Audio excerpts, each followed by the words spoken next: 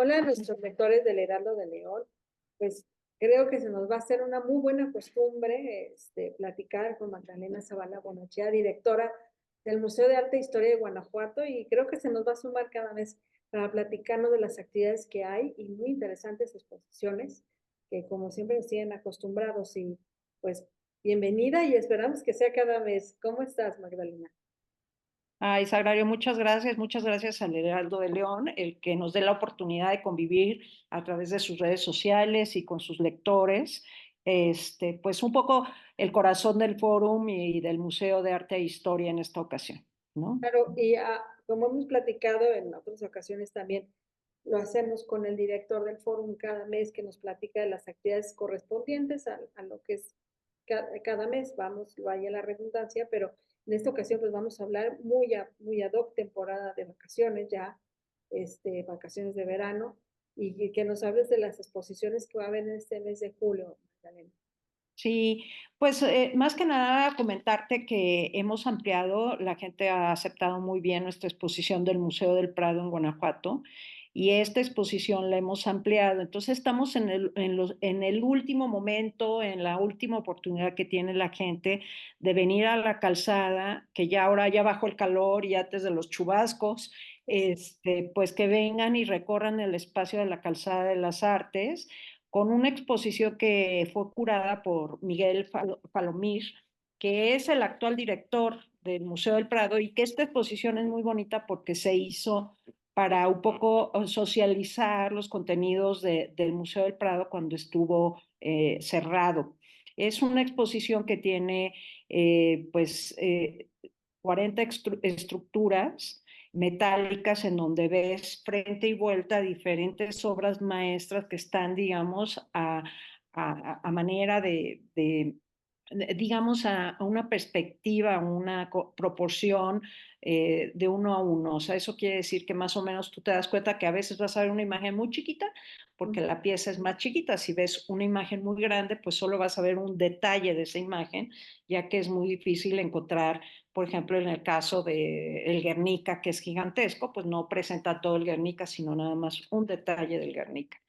Esta exposición es un proyecto importante porque vino acompañado de un video educativo que se presentó justamente para el área de educación de la Secretaría de Educación del Estado, la SEG, en su distrito León, en el distrito León, que es la delegación León, perdón. Y esta delegación, pues tuvimos la oportunidad de atender a más de 4,000 chavitos, tanto en el teatro como nosotros. Y eso, pues creemos que es un impacto importante y la gente sigue visitándola y yo la veo todo el tiempo con la gente detenida, buscando y viendo y mirando. Entonces los invitamos a que sigan, ahora sí ya en la recta final de la pieza y que pues descubran. También estamos en la recta final de una exposición bien linda que se hizo en el Festival Liber. ¿Te acuerdas que vinieron, hubo una gran ópera Parsifal? Pero nosotros participamos con una exposición que se titula Mirar al otro. Esta exposición, Sagrario, no sabes qué bonita es un recorrido a través de 6 álbumes de fotos hechas y realizadas en el siglo, a finales del siglo XIX y principios del siglo XX. Entonces cuentan mucho el ingreso de la fotografía en nuestro país, Ujú. el tipo de técnicas que también son a veces espectaculares, pero sobre todo el encuentro con imágenes. Ahorita nosotros estamos muy acostumbrados a ver nuestras fotos en cel, Ujú. ¿no? Y tomarnos fotos, pero en esa época ser fotógrafo era todo un reto. Entonces, por ejemplo, hay un álbum de Cruces y Campa, que era un estudio en la Ciudad de México, que es súper interesante porque hace como escenografías de oficios Mm. que en ese momento se conocían como tarjetas de presentación.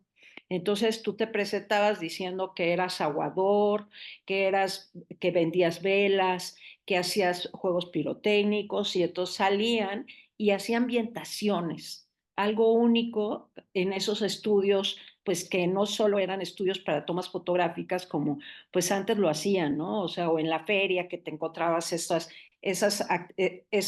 escenografías móviles en donde te metían y entonces estaba con el carrito y demás, ¿no? El tema más importante que a mí me gustaría hablar es de que esta exposición es una exposición curada por Mauricio Mayé y que se va a terminar ya el próximo 21 de julio. Entonces ya tenemos muy poca oportunidad. Son 6 álbumes fotográficos. Tiene, por ejemplo, un álbum sobre estereoscopía, que son un conjunto de fotos que se utilizan con unos lentes especiales que hace que la unión de la imagen se da. O sea, esta es una imagen que realmente se toma 2 imágenes con una desviación de 4 milímetros y eso, tu organismo, hace que se una la imagen como realmente miramos, Ujú, ¿no? Y otra que es muy linda, que es la de Paul Strand, ¿no? Que es un gran fotógrafo, es una pieza artística que se llama Portafolio de México. Paul Strand fue uno de los grandes fotógrafos que vienen, convive con Álvarez Bravo y hace una revisión de México y decide 20 años después hacer un portafolio sobre México y él eran ya sus recuerdos de todas esas tomas fotográficas, decide hacer una selección de 50 piezas, de las cuales pues tienen como 2 temáticas, la vida común de la gente, la vida rural del país, con esos maravillosos soles y cielos, y otra que tiene que ver con la religiosidad. El impacto de las dolorosas en su lente habla del impacto de ver a la Virgen doliente, a la Virgen, al Cristo sangrante, y eso pues le impacta mucho a Paul Strand. Y en términos reales de estas piezas, pues es la que se considera como lo más artístico, lo otro era muy documental. Lupercio cuenta, por ejemplo, la historia de una artista de Jalisco que pues hace la referencia justamente a diferentes comunidades indígenas y retrata a comunidades indígenas, o la de Lumholtz, que por ejemplo retrata por primera vez la ujú. comunidad tarahumara. Imagínense el impacto, así como ahora lo vemos en el Discovery cuando llegan a las comunidades africanas, australianas o esas comunidades de difícil acceso, pues ese es el mismo impacto que vivieron los tarahumaras cuando llegaron, vieron a Lumholtz con un tripié, la cámara, el que se escondiera de la cámara, se pudieran retratar y que lo permitieran retratar la vida cotidiana, pues habla justo de cómo el hombre pues ha avanzado mucho. Y algo que es muy interesante es que el próximo 11 de julio va a venir el curador a platicar con nosotros en la sala de esculturas a las 18 horas y vamos a platicar un poco del desarrollo de la fotografía, de la importancia del desarrollo de la fotografía, que pues es muy interesante y él es uno de los máximos especialistas en fotografía, ha sido curador de grandes exposiciones y pues puede contarles más al respecto de cómo es importante el rescate de la fotografía y los retos que implican hoy tecnológicamente, porque pues como se realizaban las fotografías, pues eran platas gelatinas que con el paso del tiempo se pueden borrar. Sin embargo, nosotros que ahora estamos en la era digital, pues nos damos cuenta que podemos tomar muchas fotografías, pero se nos olvida renovar los formatos y actualizar nuestras memorias. Y entonces esas fotografías que tomamos van a desaparecer, igual que puede desaparecer una plata gelatina por un mal cuidado, un mal manejo en la conservación del material, ¿no? Nosotros ahora tenemos que cuidar, no olvidar, actualizar también nuestras memorias de UCB con fotografías. Sí, sí, sí, y es muy interesante lo que platicabas y qué tan importante es también interactuar o generar una charla con un curador, ¿no? Porque en ocasiones vamos, vemos la exposición, pero luego nos quedamos con esas dudas y la expectativa de decir qué hay más o qué hay detrás de cada una de las obras o de estas diapositivas. Y lo que mencionabas, hay charlas con importantes curadores también de las obras, ¿no? Así es. Mira, algo que nos interesa mucho es que la gente entienda que la fotografía no solo es, mucho se dice que es como plasmar la realidad, pero hoy en día, pues uno sabe que no, o sea, que no plasma la realidad, sino plasma la mirada del fotógrafo. Y tú la interpretas con tu propia mirada, ¿no? Tú le pones un contenido específico, ¿no? Y a mí me impresionaba que ver esas fotos y aparte está acompañada con un micrositio bien lindo que se llama Mirar al Otro, Ujú, www.miraralalotro.org, en donde tú puedes, .com, perdón, en donde tú puedes ver perfectamente las piezas, poder analizarlas bien. Hay un esfuerzo pues, de conservación importante por parte de la Fundación de Arte y Cultura Salinas Pliego, ujú. que es muy importante y que tiene como visión, pues justamente el buscar que estos materiales pues sigan perviviendo a lo largo de la vida. Y tuvimos algo que fue muy lindo, que fue una proyección de 4 películas que restauraron del cine de oro mexicano también. Esas ya se proyectaron en el Mateo Herrera y con mucho éxito y tuvieron la oportunidad después o antes de visitar la exposición para poder realizar ya este último encuentro, ¿no? Sí, sí, y fue muy interesante ver tan solo las películas que formaban parte de la época de oro, bueno, y de personajes tan conocidos como el Tintán, que es un personaje y alguien que va a trascender, ¿no? Generación a generación. Pero también me gustaría que nos platicaras, Magdalena, de los últimos días de la exposición en el mundo del arte, una revisión de la Bienal FEMSA, que también ya está por terminar. Sí, termina ya el 15 de junio. Fíjate que, mira, esta exposición nos ha dado bueno, aparte de, nos ha dado una nueva mirada para la colección FEMSA, una de las colecciones más importantes del país, pero ha dado una revisión interesante de cómo cambió el mundo del arte. Cuando tú transitas, aunque es a través de un concurso, tú te das cuenta de cómo los intereses de los artistas cambiaron, cómo cambiaron de una pintura muy realista a las instalaciones y luego a nuevos soportes como fotografía, videos, dibujos, murales.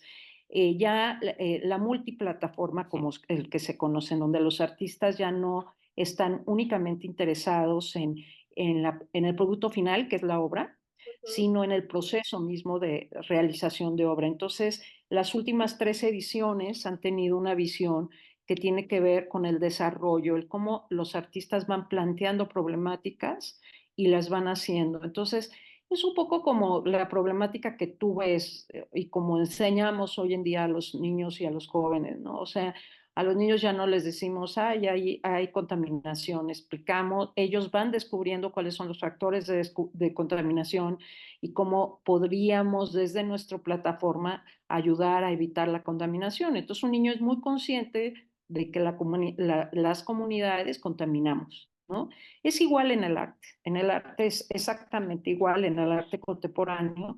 Los artistas buscan que tú te hagas preguntas que a veces no tienen respuesta, pero siempre tienen una interpretación. O sea, no tienen respuesta porque, por ejemplo, hay una pieza de un colectivo que se llama Tercero, un Quinto, en donde ves una carretera vacía con un billboard de esos anuncios publicitarios gigantescos, en donde la pregunta ¿es usted feliz? Y ves un camino vacío.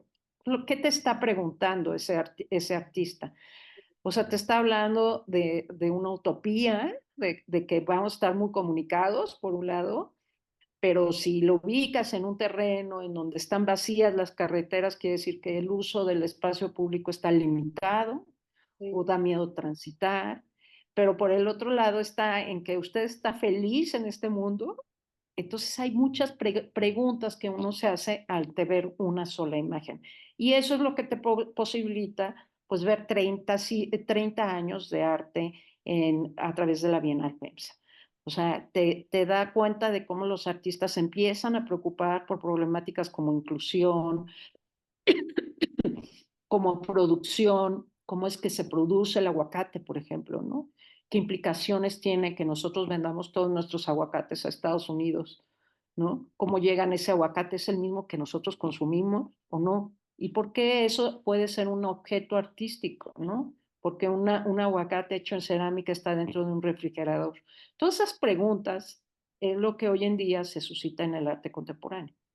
Entonces, es multivariable, no, ya no es tan sencillo en la interpretación, pero tampoco crean que, por ejemplo, una exposición como la del Prado es fácil de interpretar, porque cuando tú ves el Bosco, siguen, ¿no? Con el Jardín de las Delicias, pues la gente sigue tratando de entender de dónde surgió todos estos seres fantásticos, por qué los siete pecados capitales lo está representando así. ¿Sí me explicó? ¿En dónde está ese sueño, esa visión del mundo con estos siete pecados capitales que destruye la humanidad, ¿no? Y parece fácil, pero sin embargo, hoy en día sigue habiendo estudios interpretativos sobre el Bosco. O sea, hay muchas cosas que parecen muy bonitas, muy sencillas, sin embargo, los procesos de interpretación, pues a veces son fantásticos y muy profundos para entender qué fue la motivación del Bosco para hacer esa pieza, ¿no? Entonces, te da un parangón entre la super contemporáneo y luego lo super clásico con el Museo del Prado. Sí, que son las dos visiones, pero que al fin y al cabo se fusionan y crean y generan esa perspectiva que debemos de tener amplia de lo que es o sea, lo que es antes el arte a lo que es después y cómo es el referente y qué es lo que debemos de tomar de referencia para entender lo que hoy se realiza, ¿no? Así es, y sobre todo acuérdense que nosotros tenemos un programa que se llama Conversemos sobre Arte. Si quieren platicar con nuestros mediadores para tener una mayor experiencia, una mejor experiencia más significativa, por favor acérquense al pool de mediación en donde con gusto los atenderán, ¿no? Sí. Magdalena, pues hay muchas pláticas, bueno, todavía está pendiente toda esta invitación para que, bueno, reiterar la invitación, vamos a decirlo así, que asistan a estos últimos días de estas exposiciones que están, ya lo último, no sé si nos pudieras adelantar, no sé qué otros planes en agosto, pero creo que mejor me gustaría que nos reencontráramos para más adelante para hablar de lo de agosto, pero no sé qué pudieras Perfecto. platicarnos más, Magdalena. Con todo gusto nos vemos en agosto y platicamos, pero sin nada más recordar fechas. El 7 de julio se termina la exposición del Museo del Prado en Guanajuato. El 11 de julio tenemos la visita de Mauricio Mayé. El 15 de julio se acaba 30 años del arte en la Bienal FEMSA y el 22 de julio termina la exposición de Mirar al Otro. Entonces, todo el mes de julio es de clausura. Vengan, no se las pierdan, vale la pena. Claro que sí. Y la invitación, por Ah, favor, ah, las redes sociales del museo, por favor, Magdalena. claro, visiten nuestras redes sociales, aparte hay muchas otras actividades. Nuestras redes sociales son MAHG-MX con una arroba antes para Instagram y lo que es X o Twitter, antes Twitter, Ujú. y el Museo de Arte de Historia de Guanajuato en el Facebook, por favor síganos, y también a través de la página del Foro Cultural Guanajuato, que es www.forumculturalguanajuato.guanajuato.gov.mx, en donde ustedes pueden atender toda la agenda, así como descargar la agenda mensual para que ustedes también estén al pendiente de lo que sucede en el teatro y de lo que sucede en el Auditorio Mateo Herrera. Claro que sí. Y también ahí están los horarios del museo y la admisión también y los costos, pero hay que hacer énfasis que algunas exposiciones no tienen costo. Puedes observarlas ahí en el museo, pero en el interior por lo regular sí tienen costo. Pero bueno, vamos, hay otras actividades. Magdalena, muchas gracias y esperamos encontrarnos más adelante para lo que corresponde a la agenda del mes de agosto y también yo creo que va a haber buenas sorpresas. Muchísimas gracias, Agrario. Nos vemos en agosto. Gracias a tus seguidores y a tus lectores. Muchas gracias. Buenas tardes. Hasta luego, buenas tardes.